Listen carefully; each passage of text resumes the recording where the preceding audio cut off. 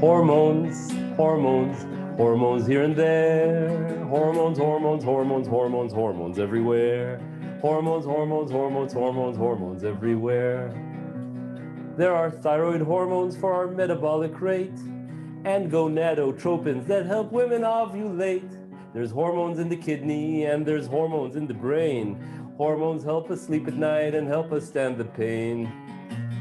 Hormones from the pancreas like glucose and insulin actually, help digest our food. And beta endorphins, after we work out, they make us feel real good. There's feedback loops and circuits that are beautiful to watch. And in this course, we'll study them a lot, but not too much. Hormones, hormones, hormones here and there. Hormones, hormones, hormones, hormones, hormones everywhere. Hormones, hormones, hormones, hormones, hormones everywhere. Welcome to Hormone Circuits, Lecture 4. Thank you for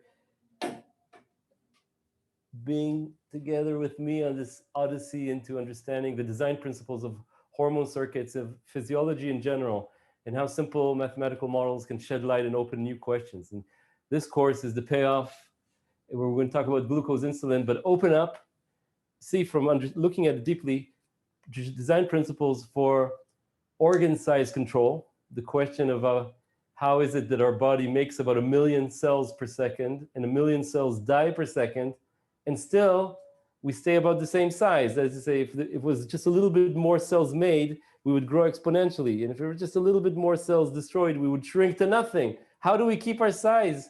Organ size control. The question of how is it that hormones can deal with distant tissues that have unknown parameters, distant organs? How can you regulate a distant organ where you don't know its parameters, like insulin resistance? And how can you deal with mutants that arise and can threaten to take over the entire organ?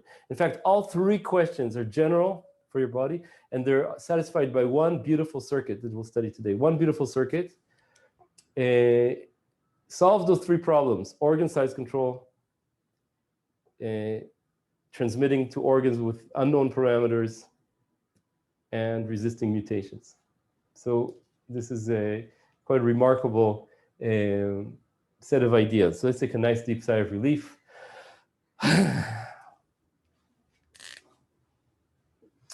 And we start with a review because it's very relevant to what we'll do today. The first two lectures in our course was about the weight set point, and we saw that different parameters can shift your weight set point, and different people can have weight set point that is different. And then we talked about glucose, which is not like that. Glucose is 5 millimolar in almost everyone, in all healthy people. And if it's not, if it's above 7, let's say, you're diagnosed with diabetes with bad health consequences. So it's very constant. And we wondered, how can a circuit keep something like blood glucose so constant? And we saw that blood glucose is controlled by a hormone called insulin, secreted from the pancreas. When glucose is, the higher glucose is, the more the beta cells in the pancreas secrete insulin, and insulin instructs muscle and fat to take in glucose from the blood, and therefore reduces glucose. So our basic feedback loop is that meals lead to a rise in glucose, and the beta cells produce insulin when there's glucose around, and insulin acts to remove glucose. That's our basic feedback loop. And we wrote model equations to understand this feedback loop. I'm going to write right now. The first equation is for the rate of change of glucose. So it's produced by meals and also by, when we sleep, by the liver producing glucose out of amino acids or glycogen. And glucose is removed, and the removal rate depends on insulin and on this parameter called insulin sensitivity. Insulin sensitivity we saw as an important parameter when we, for instance, in pregnancy, insulin sensitivity drops, so insulin is less effective at removing glucose, and there's more glucose left for the embryo, for example. Low insulin sensitivity is called insulin resistance. On the other hand, insulin resistance, let's say, associated with obesity, when it's very, very high, it's one way to get type 2 diabetes. And the second equation that we wrote is for insulin, and we know that insulin is secreted from beta cells. And there's a control function that says the more glucose, the more insulin is produced, and insulin is also removed. So we covered that last time. These two equations explain to us a lot of facts, but not everything. Still in the review.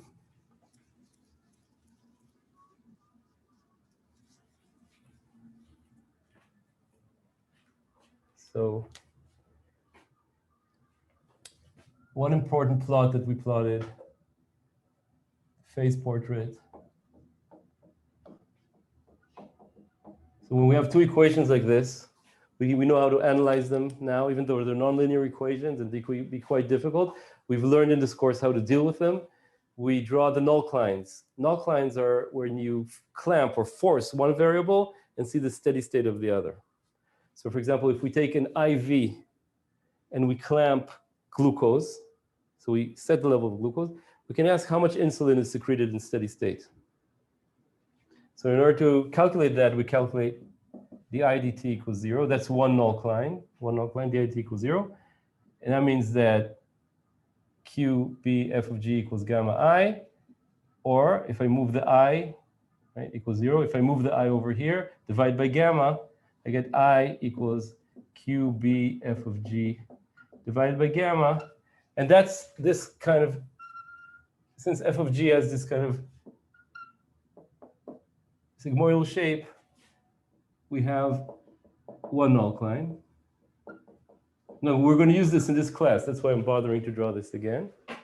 And the other null cline is what happens when we give insulin its steady state. We fix insulin. So here we fix glucose, and this is the insulin in steady state. The other arm of the feedback loop is if I now give insulin and ask what's going to be the steady state glucose. Yeah. So we need to solve this equals 0. And when you do that, let's say you move the SIG over here, and you then isolate insulin by dividing by SG, M over SG, you get a line that looks like this. Insulin equals M divided by SG. Why is that? Because the more insulin, the less glucose. If you force high insulin, you have less glucose. Insulin removes glucose. And these two null clines cross, and the crossing point is important. The crossing point is our set point, because at the same time, insulin doesn't change and glucose doesn't change. So if we let the system run freely, it's going to reach that set point. And as I said, you look at different healthy people, and the glucose is 5 millimolar, plus minus 10% normal range of glucose. Yeah. And we ended last lecture with a problem. The problem was that this model doesn't explain something very, very basic. It doesn't explain why is it that most obese people have insulin resistance. I mean, you can really put in insulin IV and notice that each unit of insulin is not as effective in removing glucose as in people who are lean. So people with obesity have insulin resistance because of all kind of inflammation factors and fat that has to do with obesity, but they have 5 millimolar glucose. And why does this model not explain that? So let's see what happens in this model when they have insulin resistance. So insulin resistance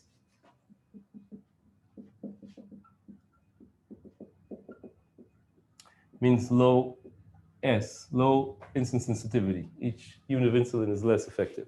When I do that, notice this null cline doesn't have S in it at all. This null cline does have S. What happens if I lower S? Insulin grows. This whole thing grows. And so if I have insulin,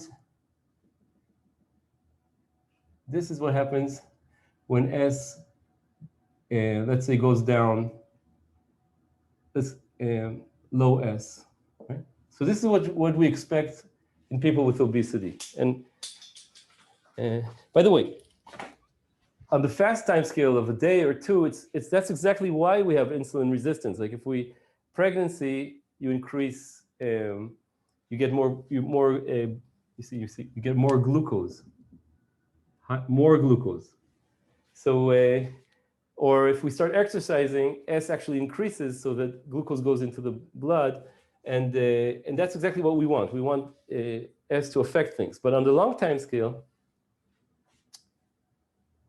obese people, people with obesity, have exactly 5 millimolar. They don't have higher. So how can that happen? What's going on?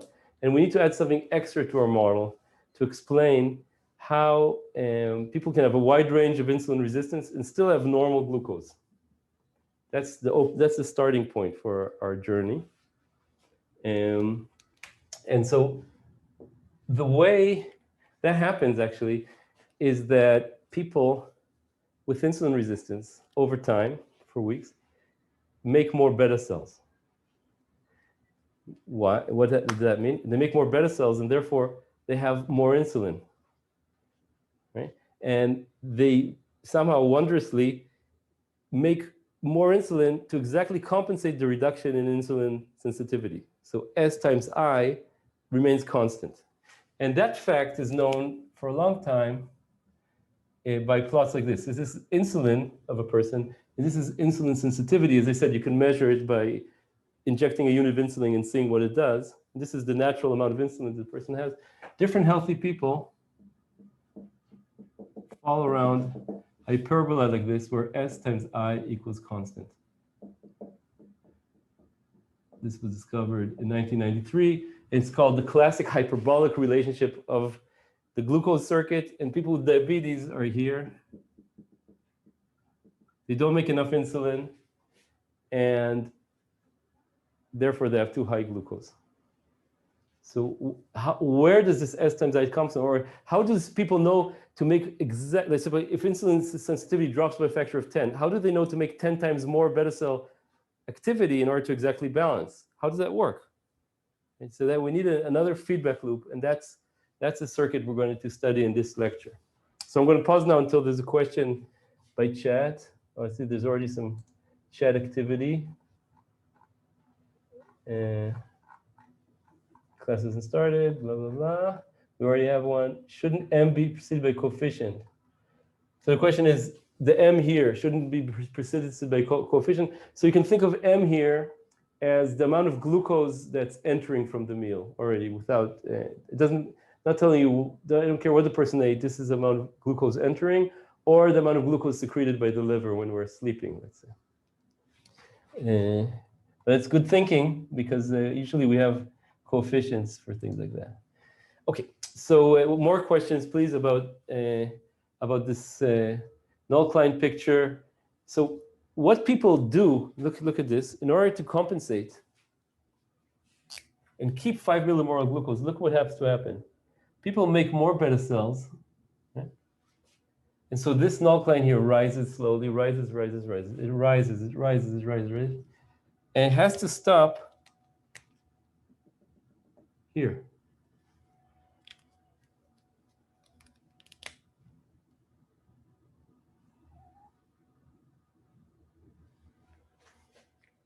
That's what we need to get. All right, so how does that happen? As I said, if you look at mice that have high insulin resistance, they have larger beta cell mass and larger beta cells. And if you look at people with insulin resistance, they also have what's called hypertrophic beta cell islets with bigger cells and more cells. And also the capacity per cell of secretion capacity also increases. And so there's some compensation. And in order to understand it, we're going to need to understand, we're going to have to add another equation to our model. And that's the equation for the rate of change of beta cell functional mass. When I say functional mass, I mean how much maximum secretion capacity the beta cells has. It's their size and their number and their ability to make insulin. If I was to put in saturating glucose, so F of G is its maximum point, so that's what we'll call the beta cell functional mass. And it can grow and change on the timescale of weeks. Cells can divide, for example, or shrink by dying or removing. So what we need to understand is this process. A beta cell can divide into two. So this is now basic biology, right? Cells can divide. We call this proliferate. I'm going to add here also processes like cell growth. All cells come from cells, right? Cells proliferate. And the other thing that cells can do is die. So this is our symbol for death, which we'll call generally removal, cell removal. This can be programmed cell death, so cells can commit suicide. They can die in a messy way called necrosis. They can change to other cell types, differentiation. They become senescent. They become exhausted. Any way that removes them from the game of making insulin, we'll call cell removal. So the proliferation rate we'll call P, and removal rate we'll call R. So a change of cells, rate of change of cells, is what? Is proliferation rate times the number of cells, right? That's the rate at which new cells are made. Proliferation rate times the number of cells. All cells come from cells. So if I have 0 cells, I can't make new cells. All cells come from cells. And removal rate. So R is the probability per unit time of dying or removing times the number of cells. Now, equations like this, where B appears in both sides, so not like the glucose equation. There's no glucose times the production rate, only times the removal rate. Here, there's beta cells times the production rate and times the removal rate. So I can take B out of parenthesis and have P minus R, production minus removal. Now, check out what that means. That's very dangerous, because that means that cells live on a knife's edge. They can either expand to infinity or shrink to 0, depending if proliferation is bigger or smaller than removal. This is time, and this is beta cell mass. Let's say we start somewhere. If proliferation is larger than removal, it's B times a positive number. dBdt is B times a positive number, and the solution is exponential growth. Mu is the growth rate, proliferation minus removal. It grows like e to the mu t. If P is less than R, mu is negative, exponential shrinking.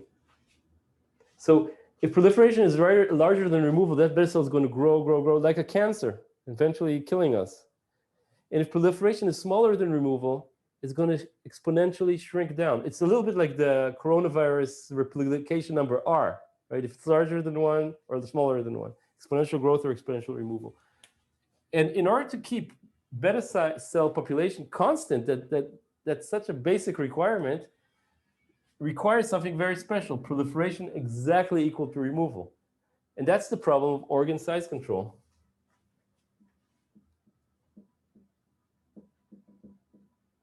How can you keep proliferation equal to removal in those cells that fundamentally live on a knife's edge? Because all cells come from cells, so production is autocatalytic, and removal is autocatalytic, is like minus R times B. So it's inherently an exponential process. And that's a problem for our entire body, as I said in the beginning.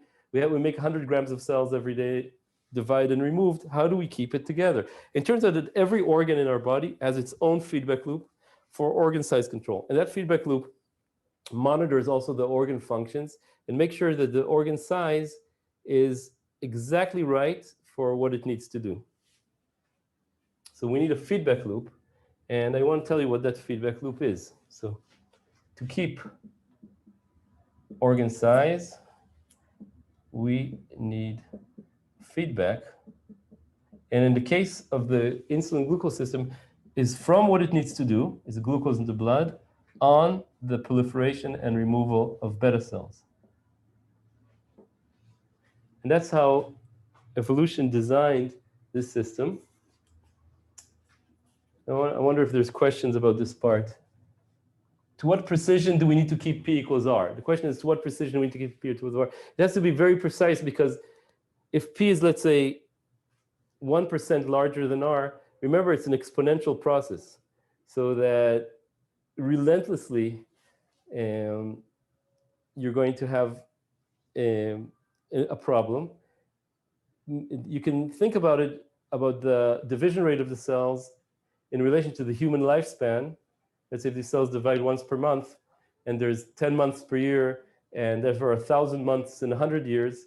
So if you can have an exponential growth with 1,000 divisions, that's still not going to give you trouble. That means that P minus R needs to be within 0.1% accurate, just a coarse estimation, in order to avoid having a huge expansion. I hope I answered your question. That's very accurate, and of course in biology there's always fluctuations. So, and how do cells do that? So it turns out that glucose, as I said, controls the proliferation rate of beta cells. So there's another feedback loop here that's slower. It's on the scale of weeks. And in order to understand it, I want to show you experimental results derived by Efanova et al. They measured rodent islets that have beta cells at different levels of glucose, and they counted how many dead cells there are after growth for some time in different concentrations of glucose. So this is the glucose concentration. And this is beta cell removal, R. This is 5 millimolar. So growing islets in less than 5 millimolar showed large amounts of cell death. Half of this beta cells, let's say, after a day of growth or something, are dead. When you reach 5 millimolar, this dropped.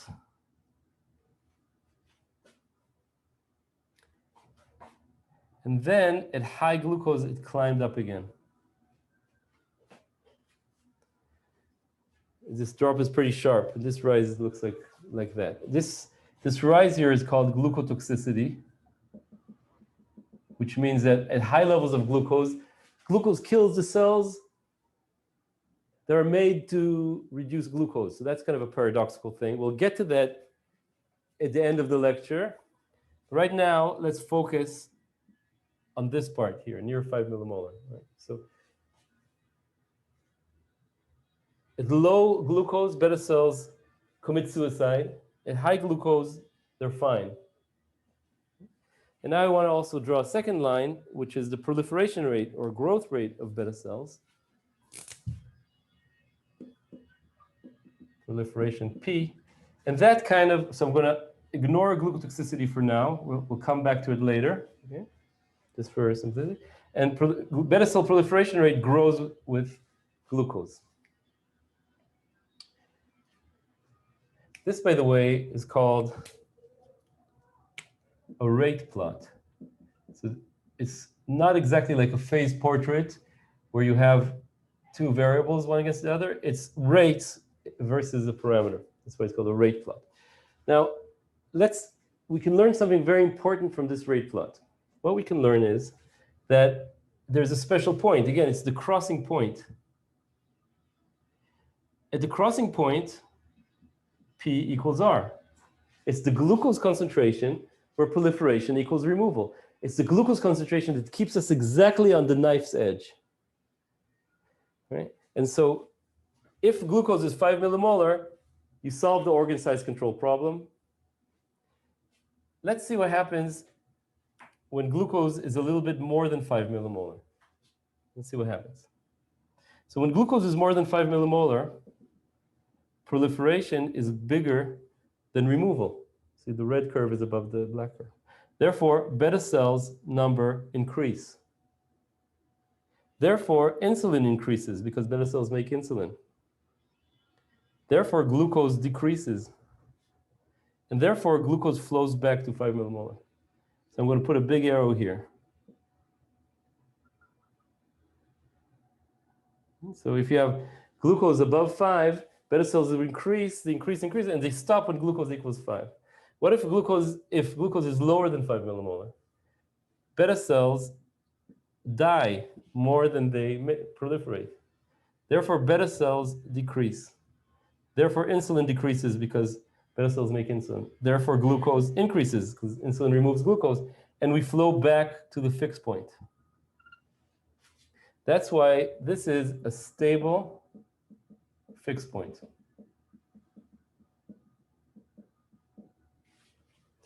Organ size control, rate plot, stable fixed point. So here's where we are in the course. So this design that glucose affects the removal rate of beta cells in such a way, the proliferation rate, locks in 5 millimolar as the fixed point of the system. If we have insulin resistance, beta cells divide and make more insulin, divide. So if we add insulin resistance and move to this fixed point here, to a high glucose, beta cells are here, they divide, and they stop exactly when glucose reaches 5 millimolar on this new value of insulin sensitivity. And we have we end up with more effective beta cell mass. That could be, by the way, bigger cells, or more capacity per unit biomass to make insulin. All of these things happen. And we have this, and glucose goes back to 5 millimolar. But you see, there's more beta cells, and therefore more insulin. Right? So people with insulin resistance have more insulin. More low insulin sensitivity, more insulin. So our equation here is that beta cells is B times proliferation as a function of glucose minus removal as a function of glucose. And that equation tells us that the only way for steady state to happen is that the glucose concentration where proliferation equals removal. That's the only way we can have a steady state. And that guarantees on this time scale of weeks that we always go back to 5 millimolar. It also guarantees that beta cells don't grow exponentially or shrink exponentially. They keep an organ size that's appropriate to the body. I want to remind you that things like blood volume enter into Q here. More blood volume, the more the insulin made by beta cells is diluted. So if we increase blood volume, it's like decreasing Q. It's still, this equation doesn't care. It's going to, beta cells are going to adapt to that until they reach 5 millimolar glucose. So for example, in pregnancy, we have 50% more blood volume. Insulin is diluted, and therefore glucose grows, but then beta cell mass grows until insulin goes back to 5 millimolar, or insulin resistance goes back to 5 millimolar, except for some women that have gestational diabetes, and that's a breakdown of the system that I'll address soon. Let's take a nice deep sigh of relief. All right, we're going to look at some questions.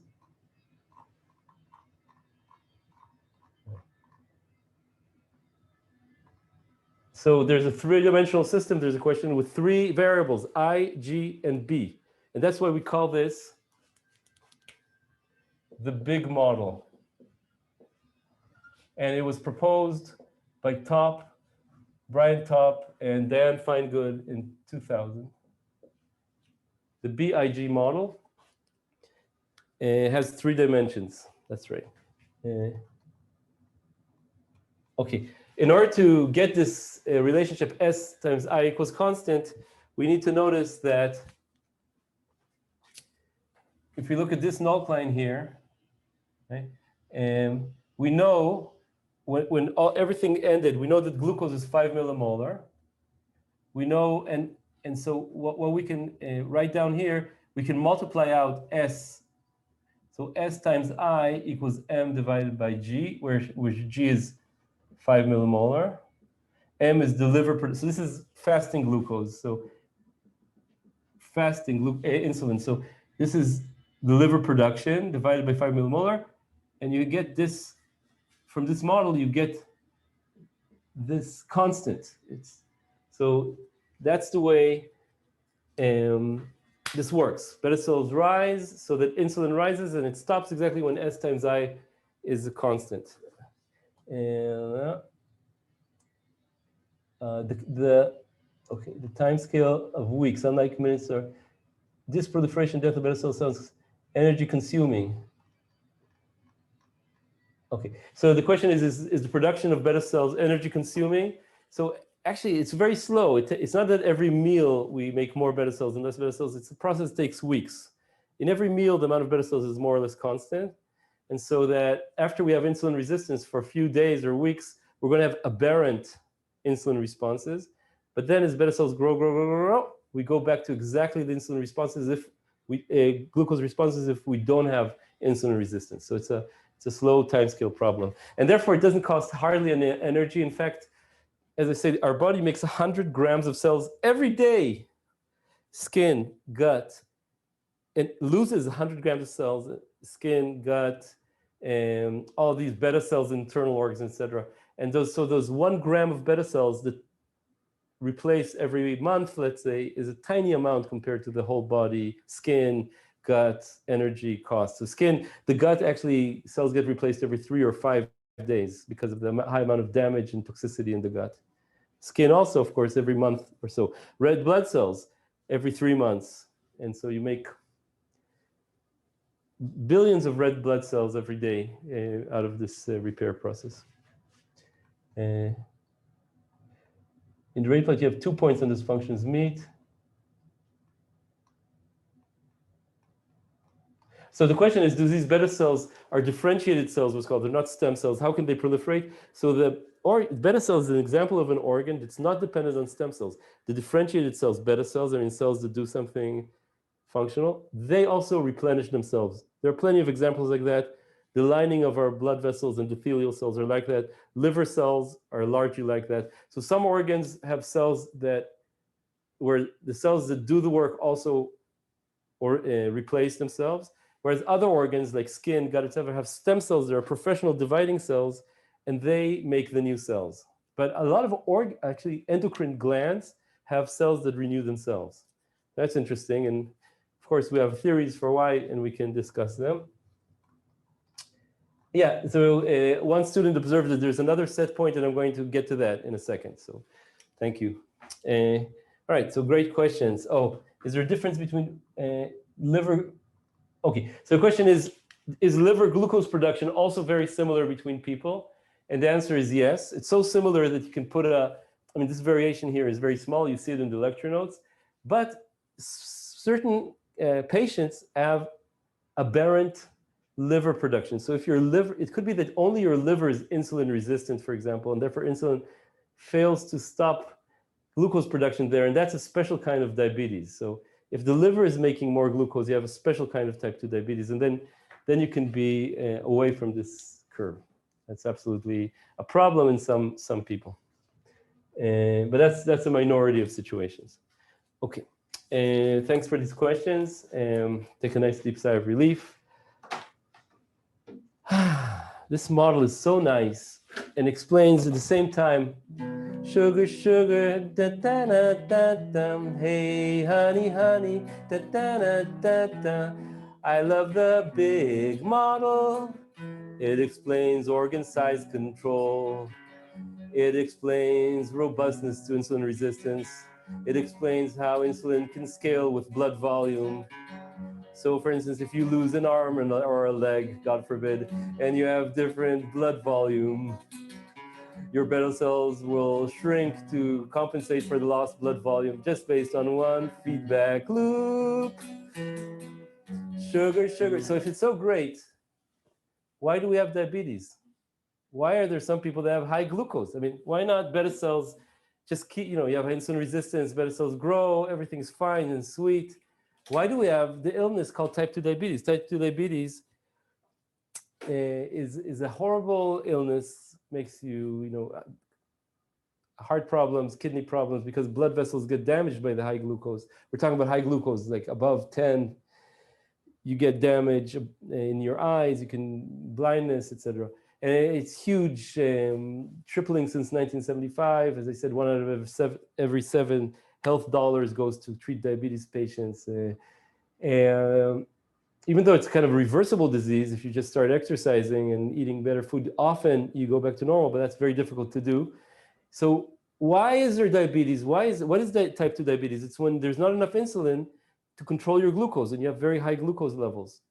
But beta cells are so great. Why not just make more and more beta cells? So one thing that happens is that there's a capacity, a limit to how much beta cells can compensate. It's about 10-fold, 10 times more than normal. And then they hit a carrying capacity for reasons that are not exactly clear, but they can't compensate more. And then if your insulin resistance keeps growing, you have a problem, right? There's too little insulin made for your insulin resistance. and glucose goes out of control. But the fundamental problem is that you reach a situation where you start losing your beta cells at high glucose levels. And that has to do with this phenomenon of glucotoxicity. So type 2 diabetes is linked like this with glucotoxicity. So we're going to analyze what happens. So I'm going to draw, remember, the real removal curve goes back up.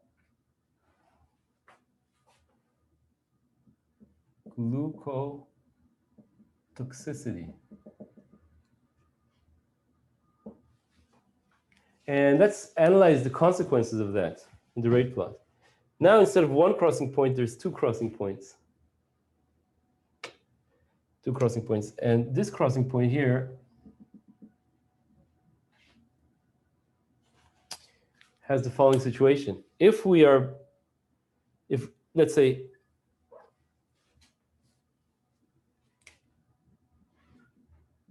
let's say 15 millimolar, let's say something like that. It's different between different people, this glucotoxicity part. If we above 15 millimolar, removal is bigger than proliferation. Therefore, beta cell number falls. Here, beta cell number fall, they die. Therefore, insulin is reduced, and therefore glucose goes up. So glucose goes up. On this side, proliferation is larger than removal. So beta cell mass grows, insulin grows, glucose goes down. On this side, it goes up. So this is an unstable fixed point. And in this course, we'll always draw unstable fixed points as open circles and stable fixed points as full circles. Unstable meaning that the flow is away from it, whereas this stable fixed point, the flow is into it. So this is an unstable fixed point. And that means that if you get to situations where glucose is above this unstable fixed point, beta cells crash, insulin drops, and glucose rises even more. It rises even more. Wow. What was that? More glucotoxicity, less beta cells, less insulin, more glucotoxicity, less beta cells, more glucose, more glucotoxicity. And this is what's called a vicious cycle.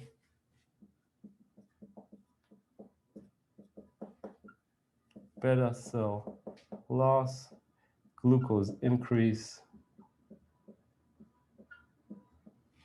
And that's what happens in end stage type 2 diabetes, also called. Exactly. Which is if you have no more beta cells, you have to take insulin. It's just like type 1 diabetes where the body kills its own beta cells. This happens in type 2, late stage type 2 diabetes.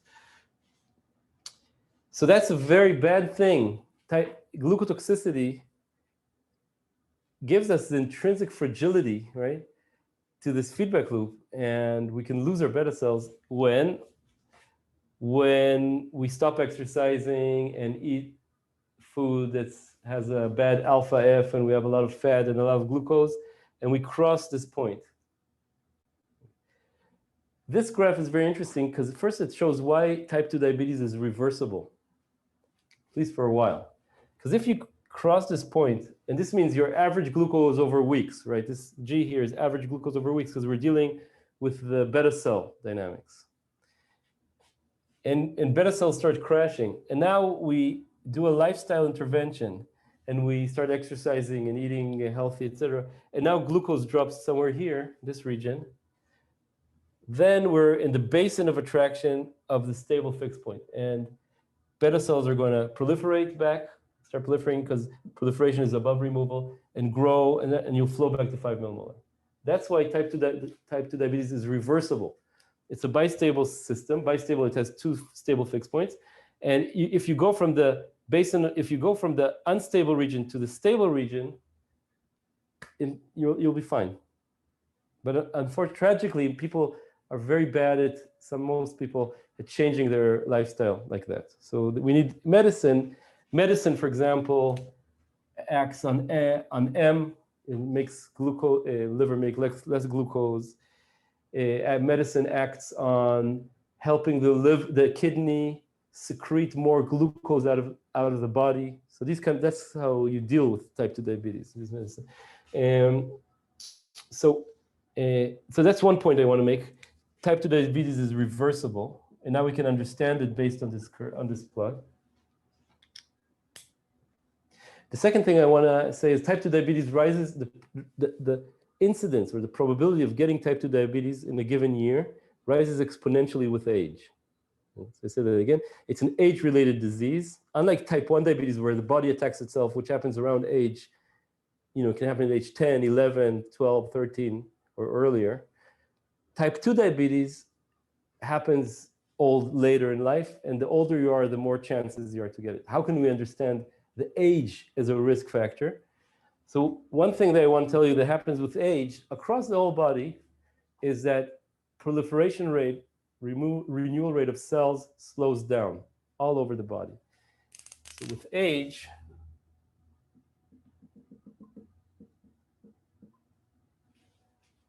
let's analyze, let's use the rate plot to analyze what that does. So this fixed point here moves very little. So if you're in the healthy range, your glucose will creep up from 5 to 5.2 to 5.3. That really happens with age. But what about the unstable fixed point? The unstable fixed point moves dangerously close to 5 millimolar. So if before, when you're young, you had to cross 15 millimolars by eating many, many orders of McDonald's French fries, let's say, when you're 70, a much smaller reduction in glucose will make you cross that unstable fixed point. So that's one reason that age is a risk factor for type 2 diabetes. And also genetic factors. So some genetic factors have to do with where this glucotoxicity line is exactly. And I want us to, in order to understand these genetic factors, I want to understand that glucotoxicity, we need to understand why there's glucotoxicity. Okay, so you have dynamic compensation, glucotoxicity, bistability, type 2 diabetes is reversible, and aging affects type 2 diabetes. We can understand based on this picture. So I think we deserve a nice deep sigh of relief. We deserve it. We did a lot of work, and we have just a little bit more to understand. And so I'm going to answer some questions. Does the sensitivity of insulin receptor can affect the chances for type 2 diabetes? So type 2 diabetes is almost always associated with insulin resistance. And what happens is that insulin resistance rises, as you say, S drops. Insulin rises, until beta cells cannot compensate anymore. They grow so much in their effective mass, they reach a carrying capacity. And then glucose starts rising. And when it crosses this, and I suppose you're old also, when it crosses this point. And so basically, we know diabetes, the clinical range is about 7 millimolar. So in old people, crossing 7 millimolar is usually enough already, not 15, 7. And then beta cells start crashing, glucose start rising, and you're in the disease state, right? So anything between 6 and 7 is called pre-diabetes, and above 7 is called diabetes, and that's why problems with insulin receptor that can cause insulin resistance are related. By the way, there's also a theory that high insulin itself causes insulin resistance, and that's like a body trying to reset, saying, oh, there's so much high insulin, let's make our receptor less sensitive to insulin in order to keep us in a sensitive range. And so there's a theory that the high insulin itself causes insulin resistance, but of course also obesity causes it, and inflammation, and chronic stress, and all things like that. Yeah. Can starvation generate a shock, lowering G so that you get to live? Yeah. So starvation, the question is, how can we reverse it? So if we go starvation, we starve until we go here, in principle, should reset the system. But if your insulin resistance is still high, you'll have a problem. So also exercising is a great way to lower insulin resistance, to increase insulin sensitivity. Exercise is that's one of the good things about it, because the body says, oh, my muscle needs glucose, so we need insulin to work better. So, yeah. Okay, so there's a question, what creates the rise and removal? And that's my next topic. What creates the rise? Why did evolution give us this curse? Why do beta cells die when there's high glucose? Isn't that incredible? I mean, why do beta cells die? They're designed to reduce, they're the cells in charge of keeping glucose under control. Why make them so that glucose kills them? I mean, almost no other cell in the body has glucotoxicity like that. It's beta cells that have glucotoxicity. Why? I don't mean how, there's how and why. How is well understood because it's such an important topic. Glucotoxicity happens because these cells measure glucose by using it up, by glycolysis, using it up for ATP. And when there's a lot of glucose, there's a lot of what's called reactive oxygen species. These are damaging kind of side products of metabolism. And beta cells are very sensitive to reactive oxygen species, much more than your typical cell. So that's still, so it's like an accident of evolution, right? Why make the beta cells so sensitive to reactive oxygen species? Is it to have type 2 diabetes? Are we meant to have it? Is it a suffering to help us grow or something like that? We're not satisfied with answers like that. So we want to answer the why question. Right? Why? What is the evolutionary benefit or physiological function of glucotoxicity? And I want to offer you a theory, this theory by Omer Karin, published 2017. And so we're going to ask, why glucotoxicity? And the answer will be to remove dangerous beta cell mutants. And I want to explain what I mean. So in order to do that, I need this graph here, but I'm going to try to just erase some of the things so we can have a simpler graph. Let's take a nice deep sigh of relief. So we have a simple, like, open mind.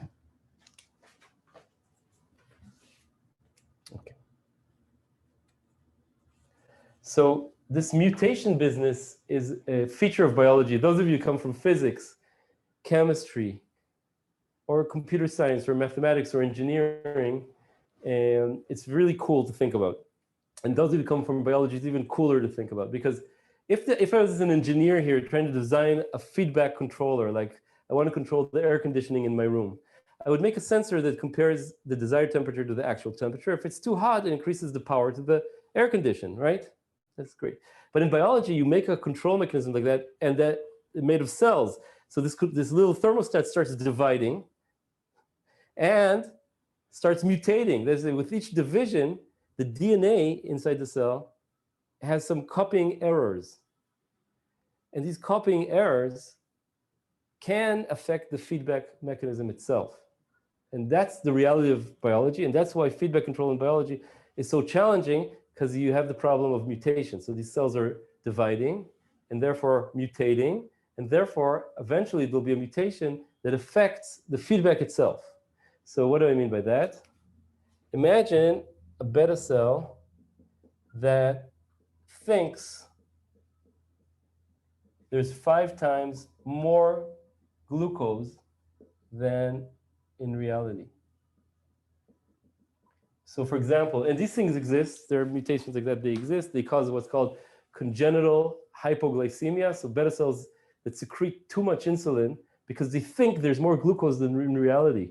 And that baby, instead of having 5 millimolar, can go down to 2 millimolar, and that's lethal, and you have to cut off the pancreas usually to treat that. It's very rare, 1 in a few 10,000s of babies.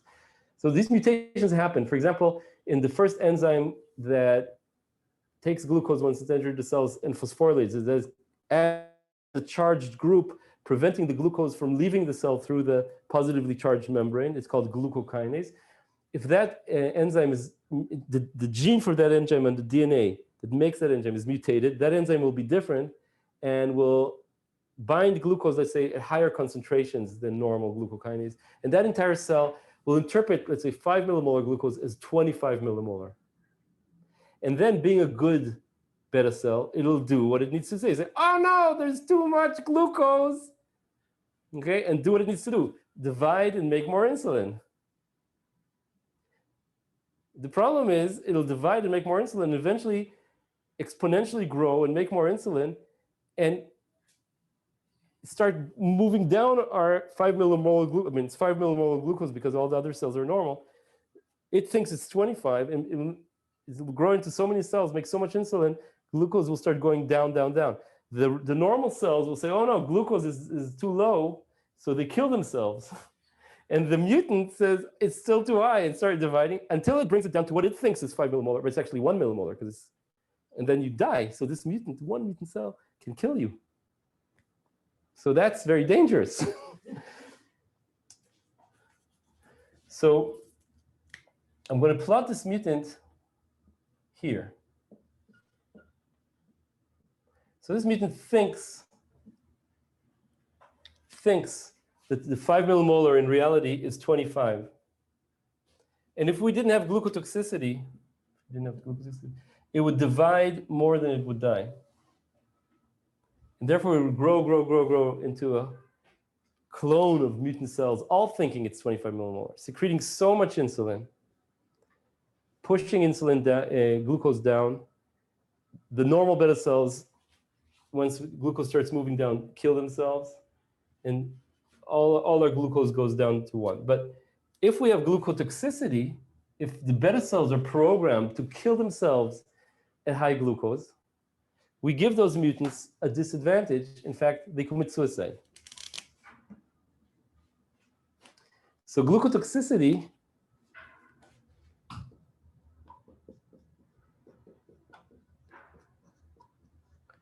is a built-in mechanism, fail-safe mechanism inside beta cells, so that if they happen to be mutant and they perceive high levels of glucose, they kill themselves. And that protects against mutant takeover that would lead to such high levels of insulin, such low levels of glucose that the entire organism can die. That's why it's a very important selective reason, or a natural selection. Those organisms that have this mechanism will make more babies than organisms that don't, and that feature is preserved in natural selection. I hope I made myself clear.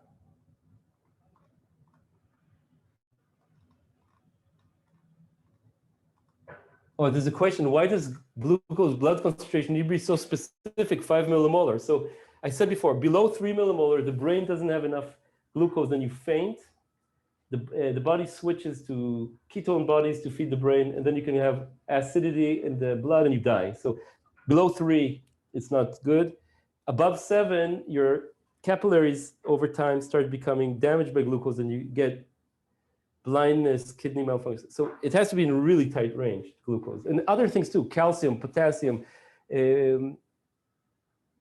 sodium, all these things are balanced in a tight range. Each one has its own hormone, by the way. And maybe this is a good time to say that this hormone circuit, you have a cell, makes a hormone that controls something, and that something makes the cell secrete the hormone and also controls its proliferation rate. That is a motif. It's found dozens of times in our body. Parathyroid cells that secrete parathyroid hormone that control calcium have this circuit, for example, et cetera, et cetera. So it's such a great circuit, right? It's a great circuit because it makes you resist things like insulin resistance or its analogies in other circuits. It keeps the organ size control, so the number of cells X for each endocrine gland, thyroid gland, et cetera. And if it has this glucotoxicity, the analog of glucotoxicity, let's say calcium toxicity in this case, it can also resist mutants. So this principle of this circuit generalizes to many other hormone glands in the body. That's one of the beautiful things about principles. Once you understand them, you can find them in other circuits. Okay, there's a question about Neanderthal life, and that exactly leads me to the next point is, so if you think of glucotoxicity as a mechanism to remove dangerous mutants, that's a benefit. On the other hand, it gives us a fragility type 2 diabetes. So there's a trade-off. Okay? If I'm in a lifestyle where I rarely, so glucose, let's say for Neanderthals, or Neanderthals aren't our direct ancestors, but say in our lineage, like, actually a few % of our genes are from Neanderthals. So let's give them respect, Neanderthals. But at least for people above, not native to sub-Saharan Africa, there's some percentage of Neanderthal DNA. This was quite an amazing finding in the last decade. But the position of this glucotoxicity can control the balance between so the closer it is to 5 millimolar, right, the more you run the risk of type 2 diabetes because it's easier to cross the fixed point. But the bigger the range of mutants that you can remove. There's a trade-off.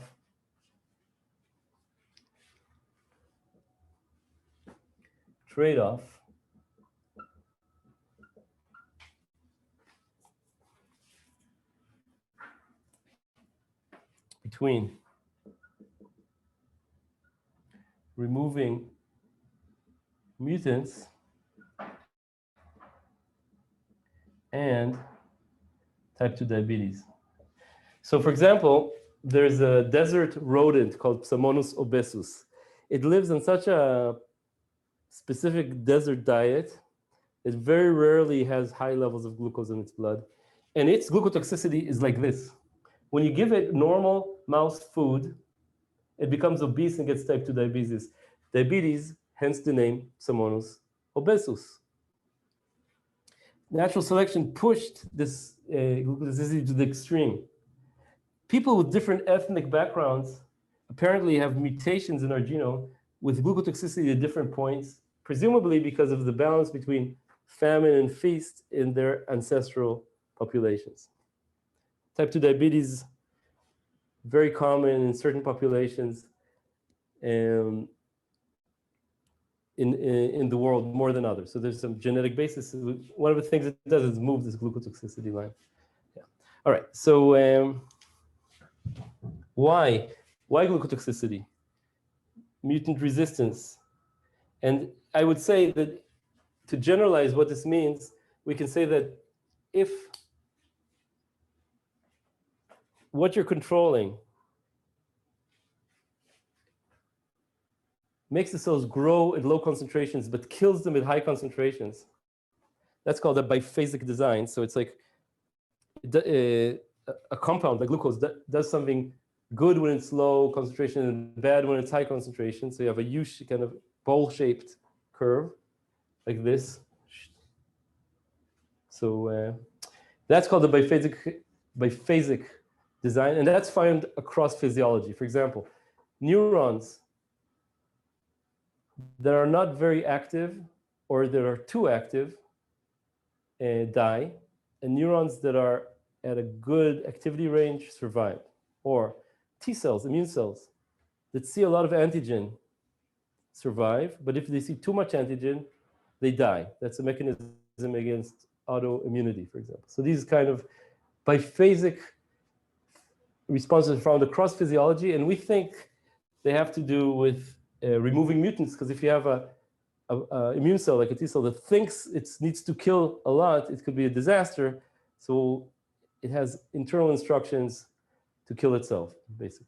So these are, I'm going to summarize now what we've learned today.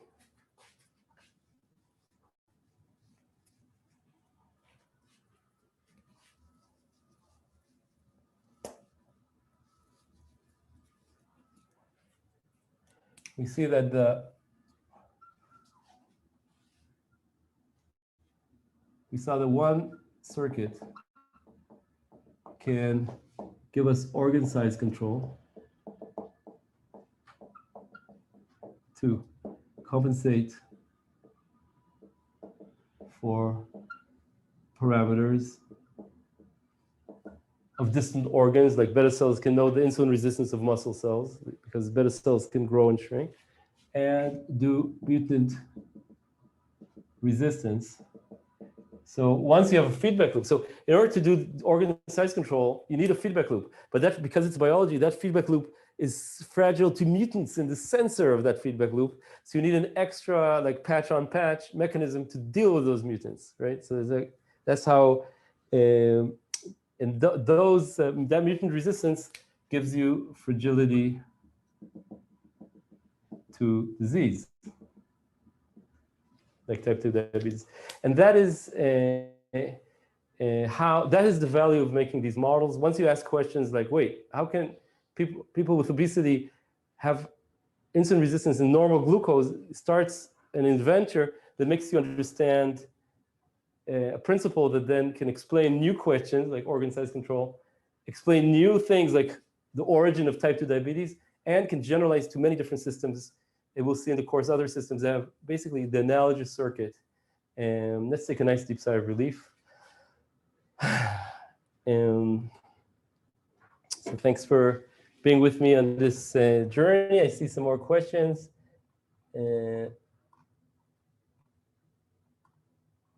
Does each beta cell think for itself? So each beta cell senses the glucose, and that's determined by the whole beta cell population because of the insulin, and makes a decision on itself. That's called a cell autonomous process. Indeed. Can a mutant cell react to toxicity with fixing itself to the environment? I don't understand what you mean exactly. All right, so I'll see you next week when we, oh, but I didn't say, something very important. You can lose these mutants, but what about mutants that make you miss sense in this range? Let's say think 5 millimolar is 6 millimolar. Those can still grow. So what about all these mutants? And we'll see in later lectures that thinking about that problem can give us an explanation for type 1 diabetes, why the body attacks its own beta cells. There'll be a mechanism where the immune system can remove those mutants specifically. So stay tuned for that to explain type 1 diabetes. Hormones, hormones, hormones here and there. Hormones, hormones, hormones, hormones, hormones everywhere. Hormones, hormones, hormones, hormones, hormones everywhere. Let's take a nice deep sigh of relief and see you next week.